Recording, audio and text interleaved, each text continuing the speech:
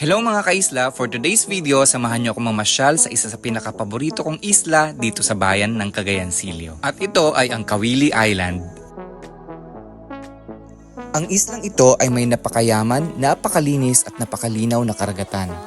Kaya ang pangunahing hanap buhay ng mga residente dito ay ang pangingisda at pagtatanim ng agar-agar. Ang islang ito ay 3 to 4 hours away by boat mula sa mainland ng Cagayan Silio.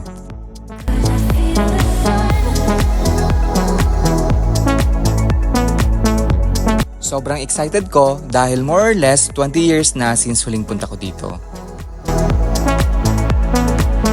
Halo-halo ang mga lahi ng mga tao at dialektong ginagamit sa isla na to. Maliban sa Cagayanin, may mga Bisaya, Ilonggo at Muslim.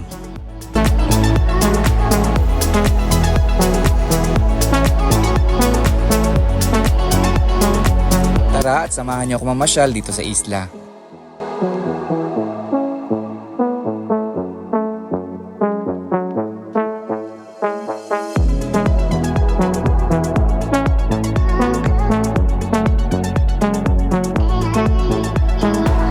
Dito mismo sa spot na ito mga kaisla, madalas ako naglalaro ng volleyball ng araw, tuwing hapon yan.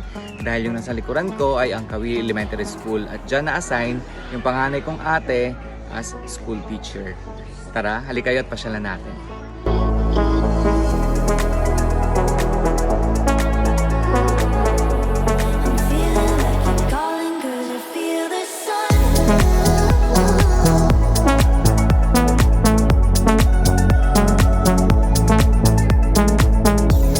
Ito ang Kawili Elementary School na napakaganda at napakalinis.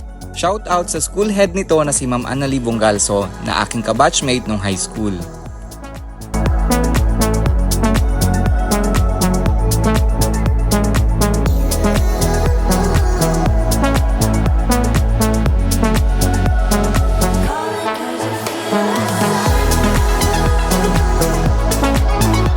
At alam niyo mga kaisla kung ano pa ang the best dito sa Kawili Island. Ang tubig nila dito, katulad ng deep well na nasa likuran ko, ay mga tubig tabang. Itong isla ng Kawili ang pangunahing source ng tubig sa tuwing magkakaubusan ng tubig ulan sa mainland ng Cagayan Silio. At ito ang best part dito, ang mealtime. At ang paborito kong inihaw na suran ang nakahain. Shout out sa mga magulang at mga guro na nag-prepare ng aming pagkain. Napakasarap.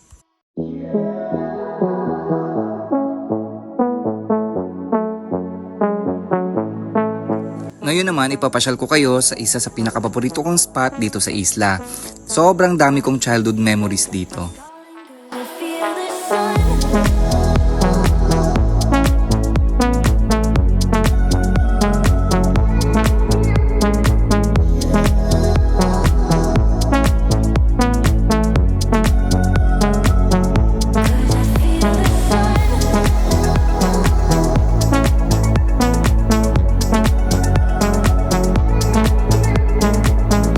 Dito ko madalas naliligo ng dagat nung araw, hindi lang isang beses kundi 2 hanggang 3 beses sa maghapon.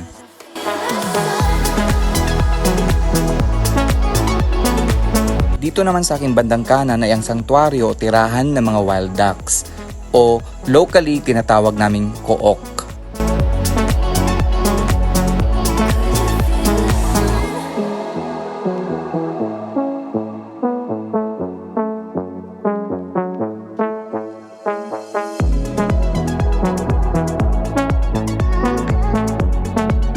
At ang isa sa pinakapaborito ko dito ay ang magandang sunset.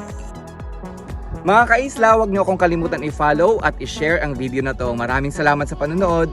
Paalam!